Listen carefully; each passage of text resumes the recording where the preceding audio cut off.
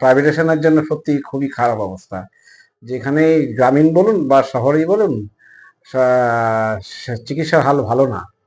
যার ফলে এখানে কোনো রকম সুযোগ সুবিধা সঠিক মানে ইনফ্রাস্ট্রাকচার না থাকার কারণে সবাই প্রাইভেট হসপিটালে যেতে হচ্ছে। কিন্তু প্রাইভেট হসপিটাল যেতে কজন যেতে পারে, কজনের সামর্থ্য আছে? তো এটার কিছুটা উন্নতি হলে সরকারের নজর দেওয়া উচিত, এটাই আমি আশা করি। মানে স্বাস্থ্য ব্যবস্থা খুবই খারাপ অবস্থা। তাহলে গ্রামের মানুষদের শহরে ছুটে যেতে হবে। হ্যাঁ, শহরে ছুটে গেলেও একই একই একই পরিস্থিতি। তা কোনো যে তার যে বেটার কিছু সেটা না। সরকারি হাসপাতালগুলোতে বেহাল অবস্থা। যার পরিকাঠামো ব্যবস্থা নেই, কোনো কিছুরই ব্যবস্থা নেই। যার ফলে কিন্তু মানুষ বিশেষ করে যাদের একটু পয়সাকড়ি আছে তারা কিন্তু প্রাইভেটাইজেশনে প্রাইভেট হসপিটালে যাচ্ছে। কিন্তু প্রত্যেকের তো এই সুবিধাটা নেই। আর্থিক সুবিধা তো সবার ক্ষেত্রে সমান নয়।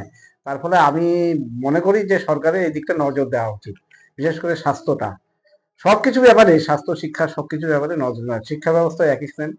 হ্যাঁ, সব ব্যাপারেই সরকারের একটু নজর দেওয়া উচিত। আমার মনে হয় ভালো হবে।